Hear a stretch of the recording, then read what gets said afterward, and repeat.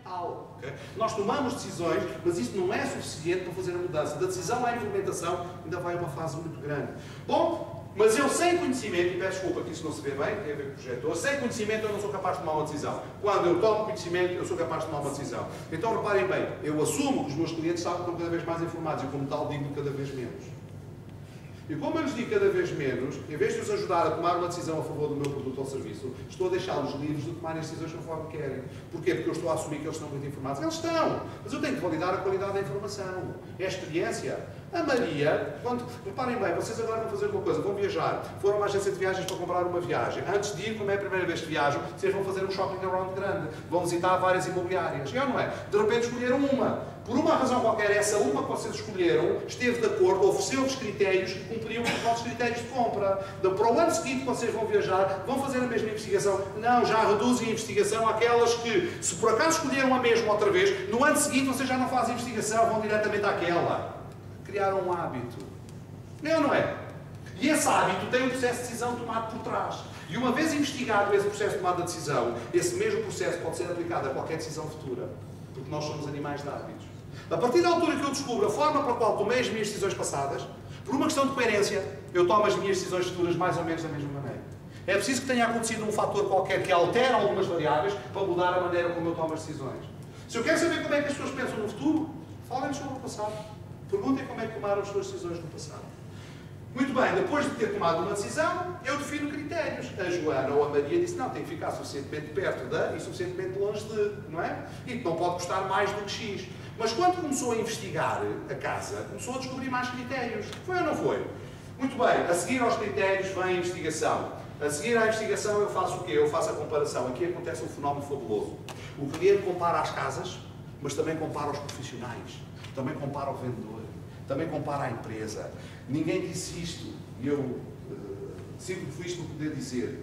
Em última instância, não são as empresas que vendem as casas, são as pessoas. Por muito forte que seja a marca, por muito forte que seja a empresa por trás, aquilo que faz vendas, faz transações, são as pessoas. E em última instância, ou em primeira instância, o vendedor, o cliente, quando está a comparar as casas que viu, também está a comparar as pessoas com quem as viu. Okay? E há vendedor, o objetivo de um vendedor é fazer crer que o cliente acredite que com ele, com aquele vendedor, pode encontrar a casa que precisa sem andar a visitar as capelinhas todas. Porque o que eu tenho que fazer crer ao meu cliente é que se a sua casa existe, eu arranjo-a. Porque desenganem-se, tal como vocês, os clientes, aparentemente parece que querem andar a ver tudo e mais alguma coisa. Não querem. Eles só fazem isso porque ainda não confiaram em nós o suficiente para nos entregar a compra da sua casa. Porque provavelmente desconfiam de nós, porque têm medo que nós não nos vamos envolver 100% com a sua necessidade. E que se ele não fizer esse trabalho, não somos nós que vamos fazer por ele. E é por isso que eles fazem shopping around. No dia que o vendedor acreditar que comigo fica bem servido, ele acredita em mim, porque ele sabe que as casas não são minhas, não sei o que as compro, elas estão no mercado. Qualquer casa que alguém tem, eu também posso ter. Não existe razão para uma casa que esteja no mercado que não seja minha também. E eu tenho que ser capaz de explicar isso ao meu cliente. Aquilo que eu tenho que fazer é evitar o shopping around. Mas ouçam, no processo de tomada de decisão, o cliente dá esta volta, compara pessoas, vendedores, depois faz então a sua seleção. Okay? E depois, no fim, ainda faz uma reavaliação. Que é aqueles clientes que decidiram ontem à noite e no dia seguinte mudaram de ideias. Porquê? Porque isto é uma fórmula matemática. 1 mais 1 mais 1 mais 1 dá 4. Se eu meter mais 1, que é mais um dado, mais um conhecimento, já não dá o mesmo resultado no fim.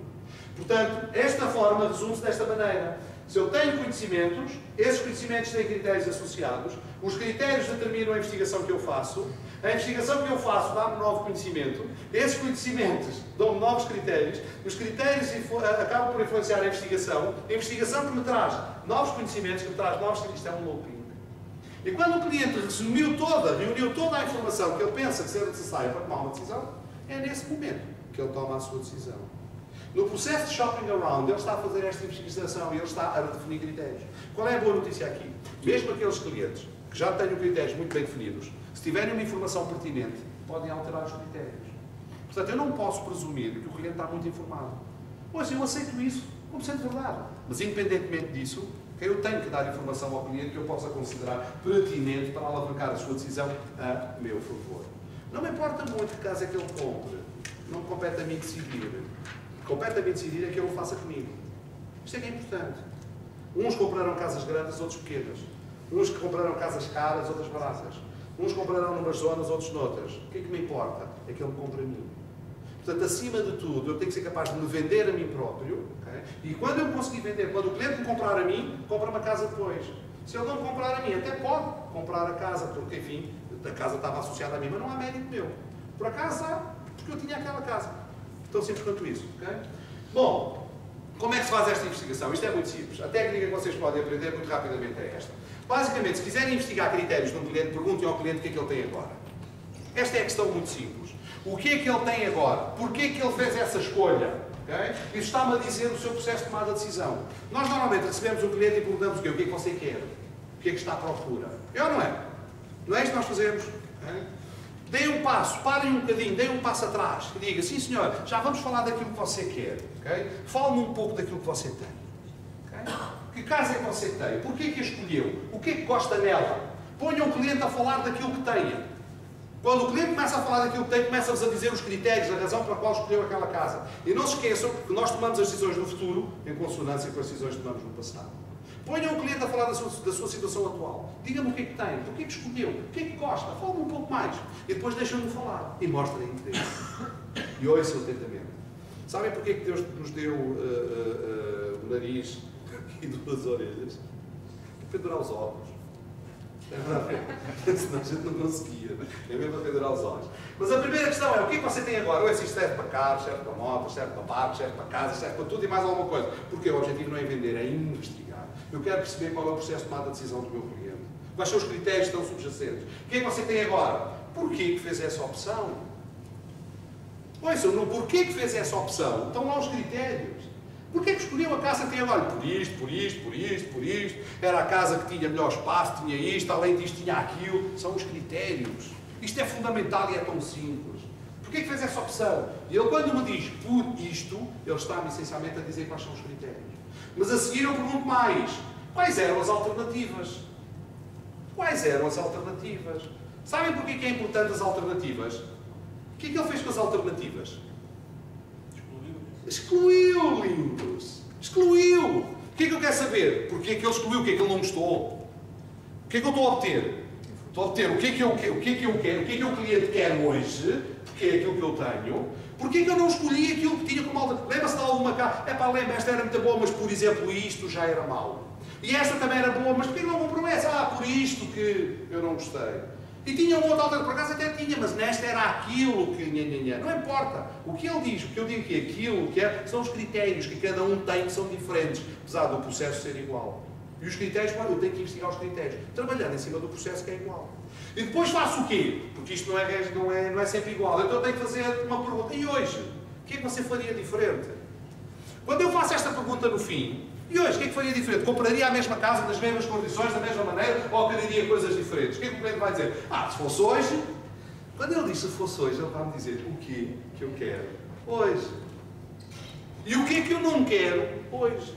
Porque algumas coisas mudaram. Na altura, na altura estava a começar, era sozinho, tinha pouco dinheiro, hoje já trabalho melhor, já... Uau, até isso ele me diz.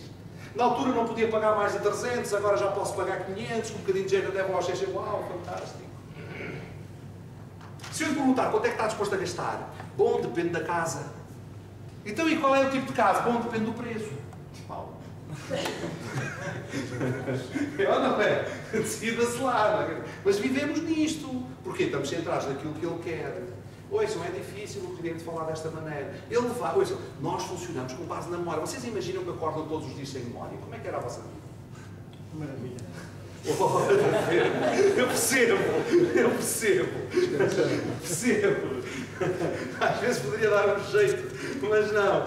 Mas realmente, se eu... Ouçam, as decisões que eu tomo têm a ver com a memória e com o conhecimento do dia anterior e do meu passado. É ou não é? Se eu quero conhecer o futuro, eu tenho que ir às memórias da pessoa. Obrigá-lo, entre aspas, a falar sobre o passado. Quando eu faço isto, de alguma forma eu fiz a investigação. São 4 passos, não há nada mais simples do que isto. Treinam, ponham os vossos vendedores a fazer isso. Treinem com eles, olha lá, peguem nos sapatos, peguem no relógio, peguem no carro, peguem tudo aquilo que compraram e façam esta investigação e vocês vão descobrir os critérios.